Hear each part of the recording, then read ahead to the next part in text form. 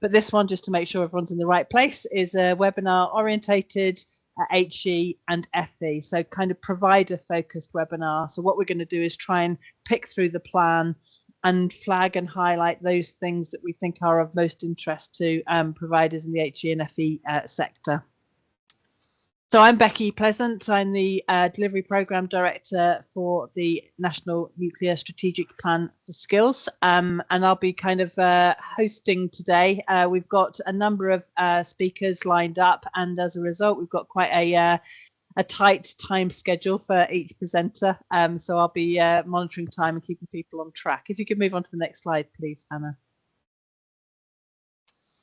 So in today's session, we're going to cover an outline of the nuclear skills plan and the skills requirements that hopefully by now people are starting to be quite familiar with. We'll give that overview, but then we're going to deep dive into a few specific of the projects. So we'll start off with Destination Nuclear, an awareness campaign, which we'll talk about, regional hubs and how to get involved, nuclear sponsorships, how we can support people who are applying for university courses to boost social mobility, some specific activities around PhDs, optimizing training landscape, and then we'll just do a little bit on interchange for those of you that weren't able to join last time's webinar.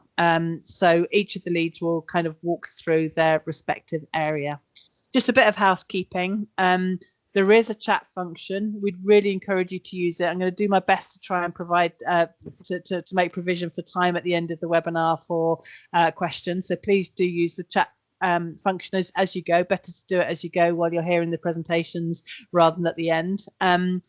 We will be sending out presentation afterwards, and also any questions that are asked today that don't get answered in the webinar, well, and those that do, but those that don't get answered will be sent out following the webinar as a Q&A that will be then available for everybody to log on to and have a look at. So don't worry if your question doesn't get answered in the session, it will be addressed afterwards. Okay, if we can move on then, please, Hannah. So just a 2 minutes worth of background. I need to make sure we stay on track with time, so I'll keep this really tight. So this is an outline of the challenge that we're perceiving in terms of workforce for the sector. The current numbers suggest that we've got about 83,000 people currently working in the sector, and by 2030, we'll need 40,000 more, just purely in terms of the growth in the sector. So purely to meet the increase in demand in the sector. When you then add on attrition and retirements, the actual inflow is considerably higher than even that, which creates a massive challenge for us. And obviously we know that we have an aging workforce, a workforce that are 35% over 50, which gives people more options to change their way of working or to choose retirement or whatever else. So it kind of highlights the pressure that we have in terms of attracting people into the sector. We're also, as part of the plan, committed to increasing graduates and apprentices working in the workforce. We've increased already this year by 50% against the 23-24 intake numbers. We will increase again by 50% next year because we recognise that early pipeline is going to be vital to the future and having the availability of competent people for the future. So to address these challenges, if you move on to the next slide, Hannah, to address these challenges, the Nuclear Skills Task Force was initiated. They stood up back last summer and completed their work at Christmas last year, which the output of which was the plan, the skills plan, with its 15 projects within it. That was a very specific commitment to supporting the skills development in the sector, as well as the plan and the output of the plan. All of the CEOs signed up to a nuclear skills charter committing to doing things differently in the space of skills, recognizing that we have to work together. We can't compete for skills in the way that we might have done traditionally, that to make a step change, we're going to have to do things differently. So they've all signed that up, have signed to the charter, have committed to the plan and are resourcing the plan as well. Next slide, please. So there are 15 work streams. I'm not going to go through them all today. The plan is published online. We'll send the link to that as well. Hopefully by now people will be familiar with some of these projects. There are 15 which range from collaborating and comms right through to leadership and ED&I.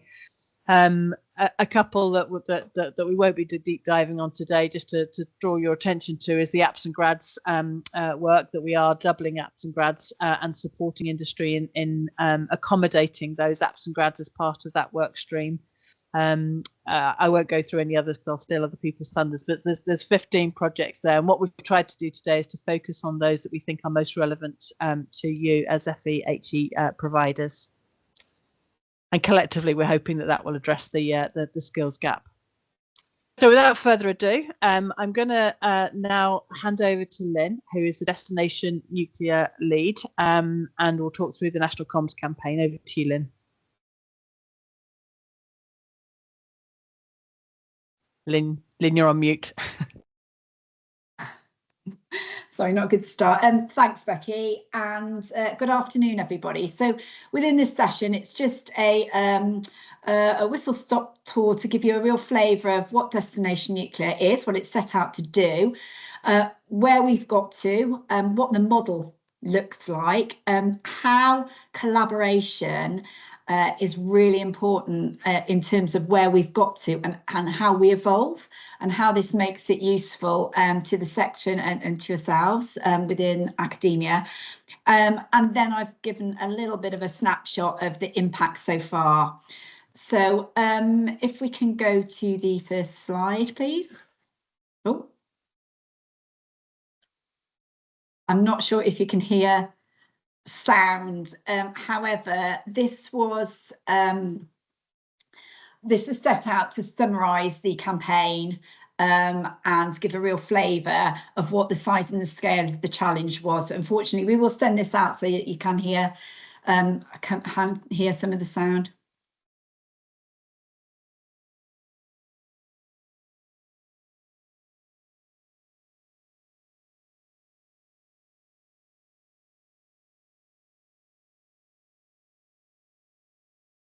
Okay, thanks for that. So going back to the campaign, the whole purpose of the Destination Nuclear campaign and why it's come about is to set out to attract those into the sector that may not be currently considering it as a career. Within the campaign, it's set out to ensure that people are going to be more educated about nuclear so they can consider further whether it's right for them, and then it leads on to exploration of jobs within the sector. So the campaign is an end-to-end effort. I'm going to give you a little bit of flavour of what we've been doing so far, and then I'll talk you through the model. So in terms of what you see in front of you, last February, we launched the first ever national cross-sector campaign. So this serves the civil nuclear, which surrounds the energy sector, and it also includes defence, which predominantly in this nation is sort of MOD. It's particularly around the submarine programme that's being developed. So we set out last February and we created a brand, a national brand that suited all of our investors. And as I say, the main message was, it's not just maybe what's traditionally is thought of is nuclear scientists and those type of roles. It's actually a whole array of roles. So the campaign is set out to promote the fact that within our sector, we've got a range of roles from construction, manufacturing, HR, communications, marketing, as well as the STEM subjects that might be thought more traditionally in this space. One of the important things was want to reach people that wouldn't normally be reached. So the campaign was a whole mass media combination of out of home. Some of the examples we've put here. So this is roadside, it's on train stations, on tube stations. We also have, if we can go to the next slide. Oh, sorry, it seems to be a slide jumped a slide there. Sorry, if we can turn back again. So this shows the out-of-home assets. There's also a series of digital assets. So they are the social media, so LinkedIn, Facebook, all that you would typically see out there at the moment where we're promoting careers and speaking to the external market. What's really noticeable here is that we're using people. So traditionally, the conversation around nuclear has been around the rational assets, you know, power stations, submarines. It's more the technical side. What we really wanted to promote was the lifestyle benefits, a sense of belonging, what it's like to actually work in nuclear and be part of the nuclear family. So we've led with very much a people side of things, and the people you see actually within these shots here are people that actually work for the sector. So we've started really developing that so that we're holding up a mirror to the sector and really creating a sense of what it's like to work within that. So can I have the next slide, please? So within the model, you've seen some of the social assets there that I've said. It includes out of home, it includes social media, it also includes radio, and coming along in January and February, you'll see us on Catch Up TV, on demand TV. But the social assets are then aimed at driving people to a website. The website is our educational tool, which is really there to try and help people understand more about nuclear. So again, just to emphasise, it's often people that haven't considered nuclear as a career. So that website we're evolving. It has information about the sector, where the jobs are, tries to really encourage people to visit the site, and then move on to what we call our jobs portal, which is for the first time ever a one-stop shop to where we are live streaming and featuring jobs right across the sector.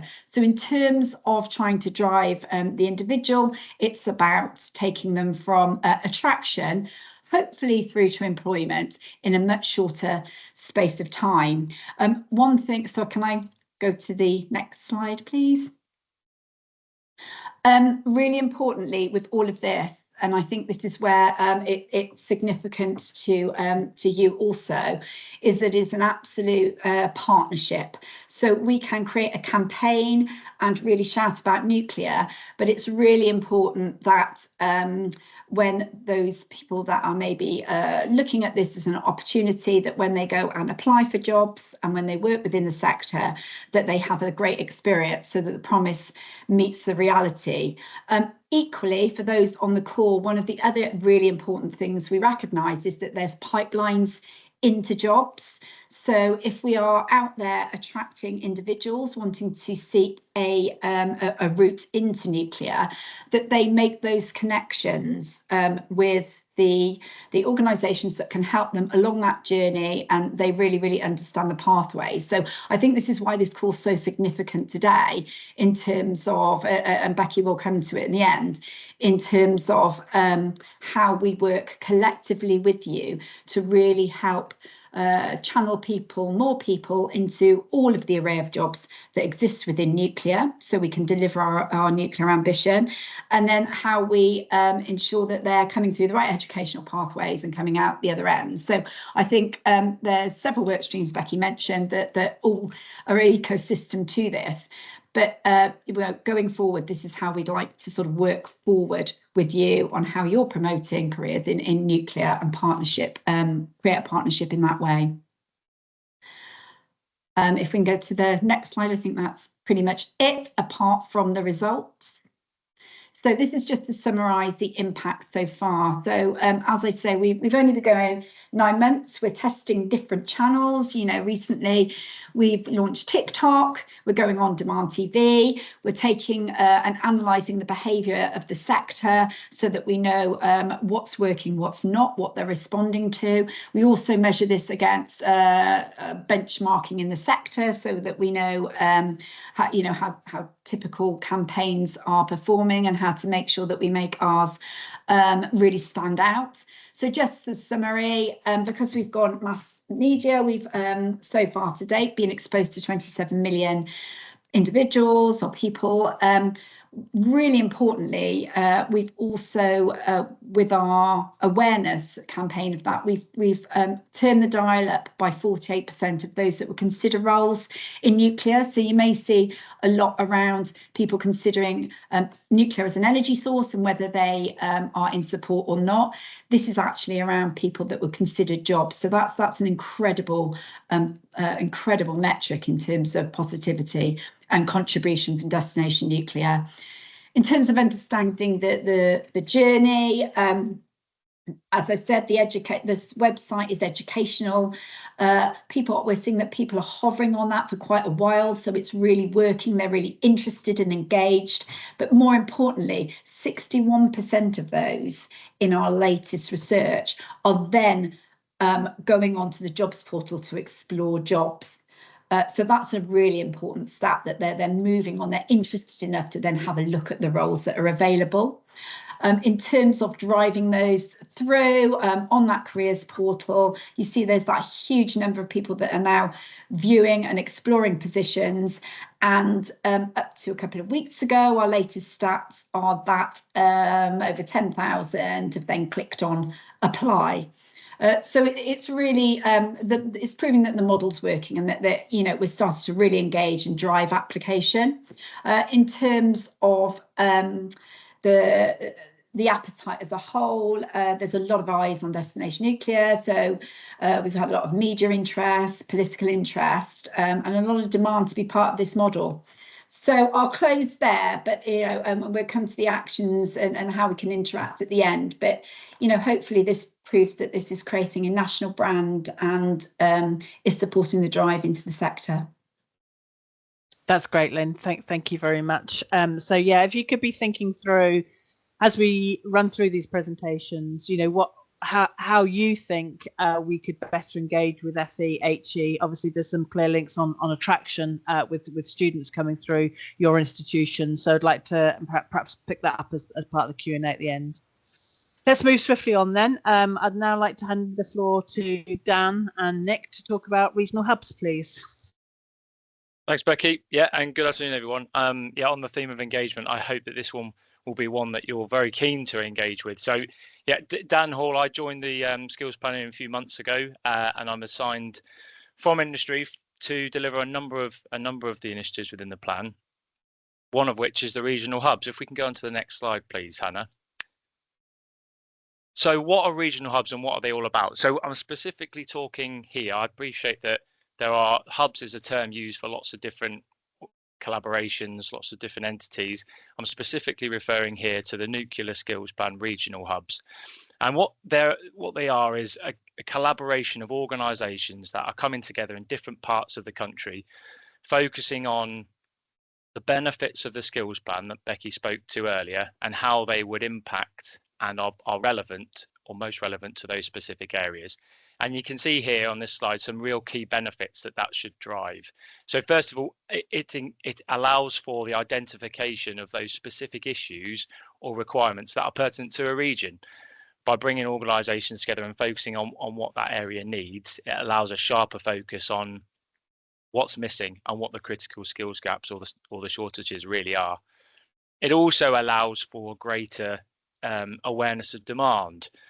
When is it that the peaks and troughs are occurring in that region, and how can they be smoothed out? How can organisations work together to facilitate that across the whole pipeline of training, from both through training and into the employment space, and of course as well, it's a sharper focus on the initiatives within the plan. Each of those 15 that Becky spoke to earlier, how are they relevant and pertinent to the specific region? How can they be tailored or changed or focused to maximise the benefit? But also, what is it that the regions are learning when they're applying these initiatives that might influence the national plan and the direction of the national plan? Because ultimately it's in the regional space where these things really start impacting and influencing people. As well as that, we have a number of regional hubs that are being established, and there's learning taking place within each of them. And it's an opportunity to try new things and share that across different parts of the country where it's relevant and where it will work. So the strapline at the bottom, as it says there, it's a national strategy to be delivered locally. If you can go on to the next one, please, Hannah. So this slide gives an example of some of the organisations, and clearly there's a lot of them, that are involved or could be involved in a regional hub. This is an example from the Southwest, and we're going to come on in a moment to talk a little bit more about the Southwest. But it gives you a snapshot of the types of organisations that are involved, and we sort of group them here on this slide. So on the left-hand side, you've got those what we call the Nuclear Skills Delivery Board members, those organisations that have signed the charter and that are committed to the delivery of this plan, and increasingly so their key supply chain and starting to understand the engagement within that space. In the centre, of course, we have the training providers and the professional bodies, you that we're speaking to today, and we're really keen that you are involved and understand this process and it works for you. And on the right hand side there, other stakeholders, sort of government organisations, local councils, other regulatory or representative bodies. So it is vast. Each organisation might be involved in a slightly different way, and it's within the regional hub where that engagement is managed and tailored. Next one, please, Hannah. So this gives you an idea of where those hubs are at the moment. We're in our first year of the plan, as we spoke to earlier, but we've already made great progress in this space. So there's 2 regional hubs now that have been established for some time, one in the northwest of England and one in the southwest of England, and we're sort of seeing some real fruits of that labour now, some real benefits coming from that, and understanding of where that can move to, and really starting to get into the detail about where the challenges are in those different areas. Most recently, we launched a hub in the Midlands. Actually, it was launched last week in the University of Derby, a real successful event there. And through the governance sort of structures that we've got in place, we've endorsed the mobilisation of a hub in Scotland as well, so that the launch of that hopefully will come over the next few months. A big area, of course, so the approach that they will take in Scotland might differ to how it's happened in other regions, but that's absolutely part of the model. And finally, we've got active discussions in Wales at the moment, and whether or not there'll be a hub in the south of Wales, north of Wales, or indeed encompassing the whole of Wales. We're having those conversations now. I'm very keen that interested parties get involved in that. It's worth noting, by the way, that map that you see on the right-hand side of the slide there, those bubbles aren't necessarily accurate in terms of the representation of the organisations they involve. They're sort of indicative to give you an idea of the coverage across the country at the moment. We are looking to include the whole country where possible. That's the ultimate sort of goal as we move forward, depending on the demand and the need. Next one, please, Hannah. So I'm going to hand over to Nick now, who's going to give some specific examples of how it's worked in the Southwest. Over to you, Nick. Good evening, folks. I'm Nick Hennessy. I'm the Southwest Regional Hub Lead. Thanks, Dan. As Dan said, I'm just going to talk really briefly about a couple of examples of what we've done as a result of the national plan in the Southwest. The first one is a few months ago we opened the Engineering and Nuclear Skills building over at City College, Plymouth. City College are actually one of the anchor learning institutions that are a member of the Southwest Hub, and we've gained a lot on either side from that. I'm not going to go through the slide in detail, but what have we gained from that? Well, essentially opening the buildings, being underpinned by the demand that's visible via the sharing of the data across the Southwest Hub, and also in a sense driven by the demand which has been driven from the plan itself in its commitments to doubling apprentices and graduates. This building in particular aimed in the apprentice space. It's a fantastic facility. We've got augmented reality welding facilities. There's an immersive room that allows us to network the teaching so it can be taught in one location, but networked across to a number of locations, which just helps us think more kind of laterally about the way in which we can attach teaching and attack the skills gap. Next slide, please. And this one is it's the work that we've been doing with the University of Plymouth. So It'll be the what we've done is to work in collaboration with the University of Plymouth to stand up a 20 credit level 7 module, master's module based purely at nuclear, and again it's aimed at addressing the skills gap in the region. So addressing that skills gap. So collaboration essentially between Babcock, the MOD, and the University of Plymouth. The intention is that we will get that accredited just after the Christmas break, and we'll stand that up in September for continuous professional development and students shortly after that. But another great example of the collaborative spirit and the collaboration across the learning providers and the ANZSEC members, the people that are driving the demand in the region, to work closely together to develop solutions to the skills gap.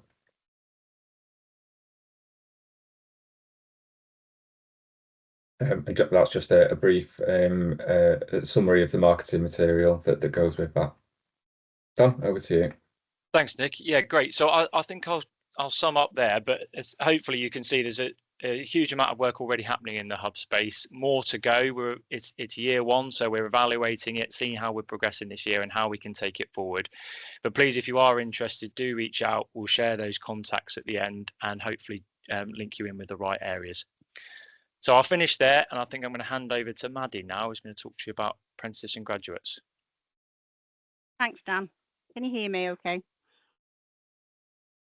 Yep. Oh, good. Yep. Pass on next slide, please.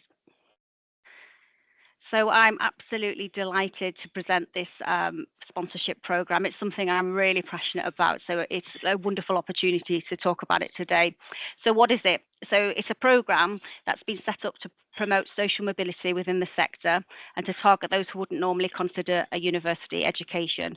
So it's really sort of looking at those people who would not necessarily have the idea, the funds to attend university. So this scheme encourages those to apply for a SEM subject, offering full funding and tuition fees, 2 summer placements and an additional bursary, which will ultimately provide a guaranteed job upon receipt of a 2-1 grade at university. So, you know, from my perspective, this is a fantastic opportunity that we really need to get out there so people will understand that it's available. Next slide.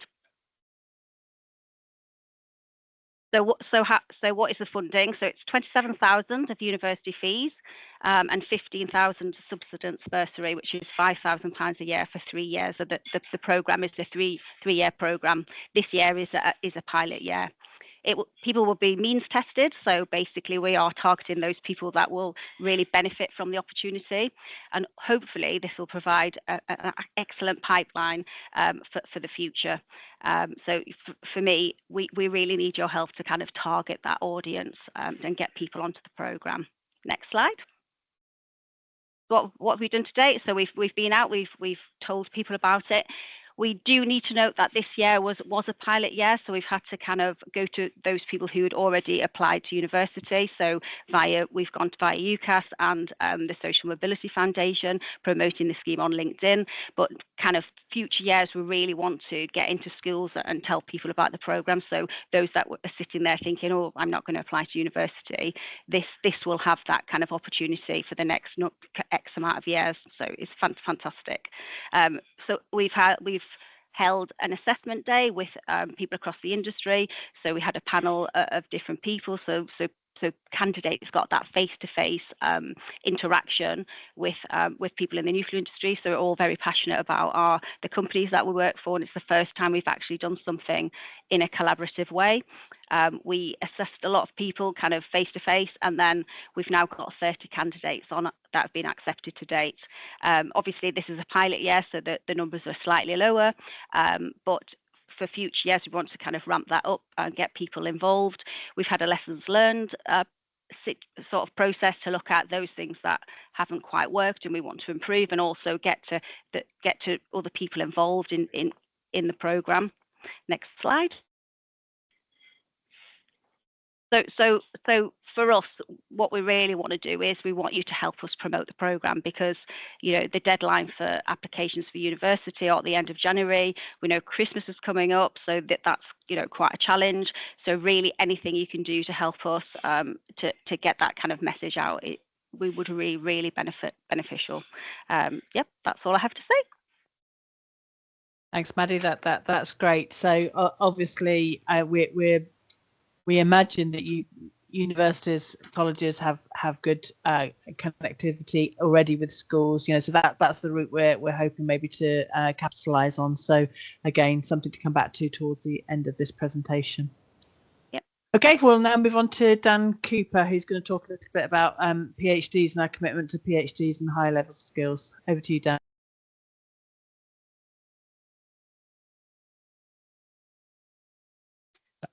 Good afternoon, everyone, and thanks for joining. I'm Daniel Cooper, the Nuclear PhD Programme Lead. So why are we focusing on PhDs? Well, the task force identified an urgent need to grow the workforce of high calibre technical specialists that are essential to guide and lead the technical delivery of the civil and defence nuclear programmes. And at the moment, just 9% of the workforce have a level 7 qualification, and 3% hold a level 8, which is PhD level. Out of that sort of, that's around 2,500 people out of the 83,000 that Becky spoke about. But more importantly, 10% of the level 7 and level 8 workforce are over 60 years of age, so expected to retire in the next 5 years, and we risk losing all that depth of knowledge. So we need to start developing a pipeline of subject matter experts entering the industry now, and investing in PhD programs is a fast way to sort of expedite that. And the objective that was set out in the Nuclear Skills Plan is to grow the number of nuclear-specific PhD graduates each year over the next decade on a trajectory that will eventually take us from 40 CDT trained PhD graduates to 160 by 2930. So that's the quadrupling ambition that we speak about in the plan. The delivery plan so the delivery method that the plan sort of sets out is through establishing new centres for doctoral training through a bespoke funding call as one option. And the reason why is that three-way partnership between government, industry and academia really helps students develop the networks and skills that lead them to enter the sector after completion of the PhD. And we also know that there's a really good retention rate. However, we are exploring other options that are available to increase the PhD numbers in line with that overall objective. And we also recognise that the wider context in which we operate is quite challenging. Many of you will know that as of 24-25, there is now only one nuclear centre for doctoral training at Saturn, and I know some people on the call are from universities associated with that, and that the Imperial-led CDT that existed before was not successful in securing funding at the last UKRI funding call. I could have the next slide, please. Okay, yes, so what progress have we had so far this year against that ambition? Well, earlier this year, DSIT and DESNIS, on behalf of the Nuclear Sector Skills team, secured 2.9 million of funding to uplift current PhD programmes in 24-25. And that was funded through two mechanisms. One was through what we call Industrial Cooperative Awards in Science and Engineering, so ICASE vouchers. And some people on the call may be familiar with those. They're basically vouchers that industry partners can use to invest in PhD training. And we distribute 11 additional vouchers to our industrial partners through that. And they're really good in sort of allowing industry to take the lead in arranging projects with the academic partners of their choice and give students the sort of skills and experience relevant within the sector. And we also funded additional studentships at the Saturn Centre for Doctoral Training. So we were able to actually slightly grow the number of PhDs by about 15% against our baseline. And that was in the, as I said, the challenging context of numbers would have otherwise fallen because, as we spoke about, Imperial led CDT had not secured that UKRI funding. So our long-term ambition is to continue to scale up this activity and growing the number of PhDs each year towards that 160 goal. And to this end, we're bidding for further funding at the spending review.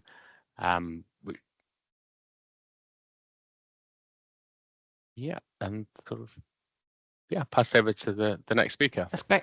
Thanks very much, Dan. That's great. And again, just a quick reminder to use the chat function if you have any questions for any of the speakers today before we hand over to our last speaker, which is Jamie Martin. Over to you, Jamie. Hi, good afternoon, everyone. Yeah, I'm Jamie Martin, and I'm the project lead for two projects. The first one I'll chat through is Optimising the Training Landscape, and then a second smaller one called Sector Experts into Training. But we'll get into each of them in turn. So on my first slide, I'm going to chat about what OTL, Optimising the Training Landscape, is.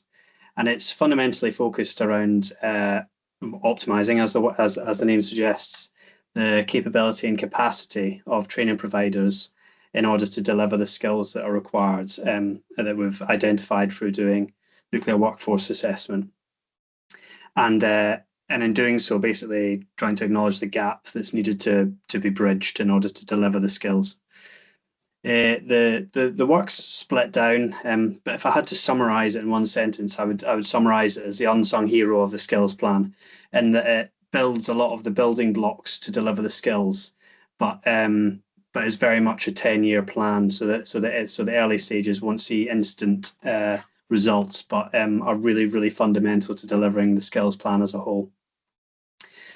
So building off the work done by the Nuclear Skills Task Force previously that identified 11 critical skills areas, the OTL project is building on the 4 that have been worked on previously, with another 4 to basically to allow us to focus on 8 of those critical skills areas, and really cast a bright light on what the roles those skills areas deliver, what the career paths are within the sector to get to those roles, and how we can optimise the curricula in order to deliver them.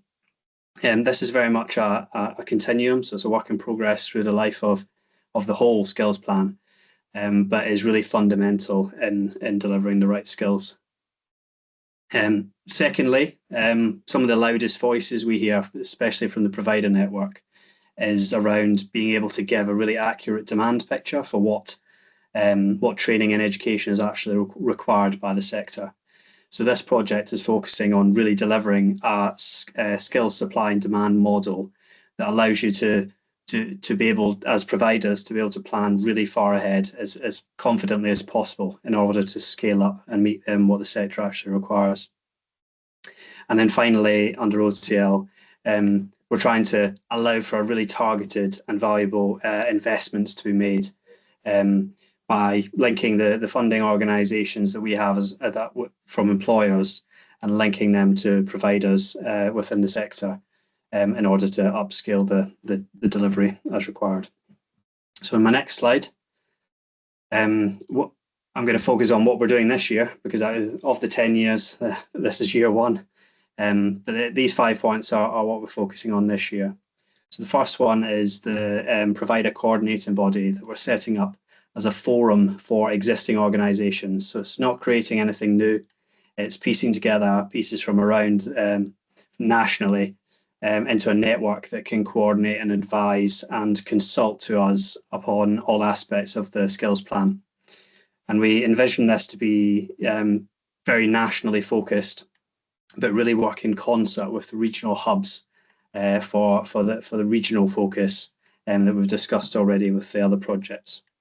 So this body meets monthly, and it links together the existing network. So if you don't know who your network is that feeds into this body, it's likely you'll feed into one, whether it be through one of the National College for Nuclear, National Skills Academy for Nuclear, one of the industry training boards, or even the higher education bodies and forums and academic groups. So they're all linked together within this provider coordinating body towards delivering the National Nuclear Skills Plan. Our second one, as I've already touched upon, is around role profiles, career pathways and curriculum. So we're trying to deliver the first, develop the first 4 and start a second 4 of the critical skills areas this year. But this will really underpin the understanding of the demand for skills within the sector that's coming from the employers, who know exactly what roles and jobs they need to fill, but don't necessarily have a coherent picture of what that means when you get down into the people and the curricula that they have to have achieved. That'll feed into the skills supply demand model, which will give a really accurate and accessible picture of what the demand is for future years in the areas. This will then allow the providers to really plan off of it and for us to deliver the education and training that we need in future years. And then the bottom 2, the training provider network and the teacher training and bursary, are really our opportunity to invest from the strategic executive council organisations and the delivery body members that we engage with almost daily, allow them to invest in the training provider network and in the capabilities, the infrastructure, the services and the development of teachers within the network that really underpin the delivery of skills in the sector. And then on my final slide, I'll just briefly touch on my other project, which is the Sector Experts into Training. So this is being piloted this year and is quite an immature stage, but it's focusing on being able to utilise experts within their own field in the sector. So people that are currently employed by the organisations that fund this programme, and allowing the opportunity to drop them into training providers, education providers, to really bolster the quality of training and education.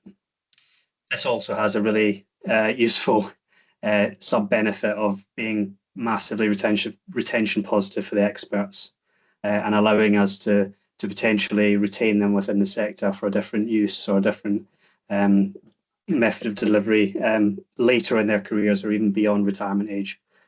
So that's a nice little extra. For sector experts, we're just starting to build up working groups that will commence imminently to look at use cases for these experts within the training providers.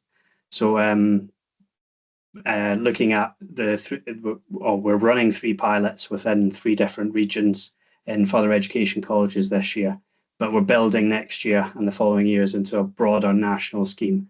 So we'll be looking across the whole provider network to build our understanding of how we could use these experts in future and to build the scheme. That's all from me. That's great. Thanks, Jamie. So we've heard from 5 project leads covering 6 projects. I'm just going to do a really light touch on Interchange, which is a 7th project that I thought might be relevant, but was covered in detail at a webinar last week, which will be accessible via the website in due course if it's not already. The Interchange project is really around knowledge exchange opportunities, really, and initially we'd thought about knowledge exchange within the sector, so if people moving from one organisation to another or from one part of the sector to another, but increasingly as part of the Nuclear Hub STEM Futures programme, the opportunity to support knowledge transfer between industry and academia and government is also really important here. So you can imagine this manifesting itself in terms of placement opportunities or collaborative working opportunities that might span industry and academia to help support either in some subject matter specialist areas or to support academia's ability to respond to industry needs and that kind of thing. So won't go into any more detail at this point, but if you are interested in that as well, then we can follow up with that afterwards. So that kind of concludes the input from the project leads. There are a few how to get involved links here. I think most important, well, all of them are important, but the specific one at the bottom there, which is info@nuclearskillsplan.com, is an opportunity for you to funnel through anything that crops up after this session that you would like to get input to, or to raise issues with or questions about. So please do use that. That's a central mailbox that will then get sent to the right project lead to enable you to have direct access to the project leads in the relevant areas. I guess it is worth saying, perhaps more generically, before I do open up for questions, that we're conscious that we've probably not nailed the engagement with FE and HE sufficiently yet. There are a couple of opportunities, either via hubs or via the provider coordinating body that Jamie talks through, where we've tried to get representation from FE, HE into those kind of elements of the plan, but we don't necessarily think we've nailed it. And it's a bit of a conundrum, because on the one hand, there is no way we can interact with every single training provider, HEFE college across the country, but equally we're really keen to hear and work with FEHE to ensure that we're working in collaboration, because ultimately without FEHE we won't have a future workforce. So it's really important that we improve and strengthen those relationships, and we're just starting to explore, particularly on the HE side, whether there is more we need to do. We've got quite good connections into colleges, because obviously they tend to be more local to organisations. At the HE side, it tends to be more national. We don't have such an obvious representation or membership type forum that covers HE. So we're just looking at that at the moment, and we'll continue to do so early into the new year. So any views or thoughts that you might have about how to best engage and to get messages into your sector and also back from your sector would be really appreciated. So that's the end of the formal input bit. As I say, we're moving now to questions and answers. There's a couple in the chat, but please do keep me on my toes and keep them coming in now. The first one is a relatively straightforward one, which I'm going to direct at Dan Hall. So what organisations are currently involved with the Midlands Hub? Do you want to just expand on that? I know it's early days, but where are you with that, with organisations there? Yeah, thanks, Becky. Yeah, it's a good question. I think each hub has a list of different organisations that get involved, but rather than listing out who it would be, and it is a range of industry partners and academic institutions from that local area, I think it'd be probably better to, and I think I see the note there from Leon, probably to get you in touch, Leon, with the Midlands Hub itself, so you can understand more intimately and get engaged and more involved, depending on what the purpose of your question actually is. Is that perhaps a better way of going around it, unless there's a specific organisation you're interested in, but that's probably the better way of doing it. That's great. And there's just a follow-on question from me, Dan. In terms of the FEHE providers on the call, if they were interested in being part of a hub, A, what's the cost, and B, how do they get in touch?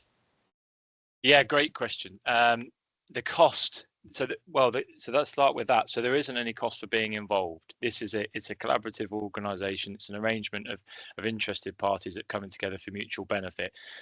Where there are specific initiatives or actions that are taken by the hub, then there might be some self-funding involved in that, but that is very much dependent on what's decided and what's taken forward. To get involved, it's about engaging with the right area and the right hub. Each hub is sponsored by what we describe as an NSEC member, the Nuclear Skills Executive Council membership, and is chaired and led by one of those organisations. And to get involved in that is to get in touch with those individuals specifically. And of course, we can arrange that by, please just make us aware of who is interested, what area you're specifically involved in, and we can make those contacts. So again, the info address is the first point of call, Dan, for you to then signpost to hub leads. Yes, yeah, absolutely. Perfect. Okay, brilliant. Next question then is on PhDs, so coming your way, Dan Cooper. But the question is really consideration of PhD retention. I mean, we talked about the kind of guarantee of a role from the sponsorship into the workplace, assuming that they're successfully completed their degree. The question here is that doesn't often happen. from PhD into job into the sector, even if they've been sponsored by an industry member. And I guess associated with that then is opportunities for postdoctoral roles after the Centres for Doctoral Training and that kind of activity. So obviously, Dan, I know you've been focused on growing PhDs. Have you given any thought yet to retention or what we might do in that space? Yeah, thanks, Becky. So yeah, that's a really good question. As I alluded to, we sort of have some evidence that there's quite a good retention rate for those who've gone through a CDT route. I think some research by the Nuclear Innovation and Research Office found that there was around a 70% retention rate for graduates into nuclear and related sectors, which is obviously quite good. But we recognise that that is a challenge, and the PhD workstream is just one of those 15 projects that should work as a holistic plan. So through things like Destination Nuclear, Interchange, and the other projects, they really complement the PhD workstream, ensuring that we attract people to be interested in nuclear and consider the PhD route in the first place, and then making it a really dynamic and engaging industry that will retain people, and through the leadership programs as well, giving that sort of long-term career pathway. I think there's definitely something in, as Becky said, around the postgraduate route as well, and making sure that there are more opportunities there as well, and that's something that we're considering. Yeah, I know. I've heard discussion before on this around, kind of almost like a nuclear graduate scheme, which is obviously aimed at graduate trainees. How we might kind of replicate that with PhD graduates, and how they might then enter the sector in a more accelerated or through a different route. So something for us to pick up, Dan, I think. Offline. So thanks for that question. If you do have any thoughts yourself about this, please do contact us on the info at, and I'm sure Dan would be very happy to engage and have some conversations with you on that. So there aren't any other questions in the chat. I would just like to sort of throw back to Lynn, actually, because, move on there coming in. I'll just ask this one quickly first. Lynn, obviously Destination Nuclear is very much a kind of attraction campaign at the moment, being focused on, kind of almost sort of the generic Joe blogs or Joanne blogs, kind of who might be considering entering the sector. How do you see Destination Nuclear evolving to target FEHE kind of students more explicitly? And any thoughts around that? Yes. So in terms of the latest part of this campaign, we have started targeting early careers. We do have the capability within the campaign.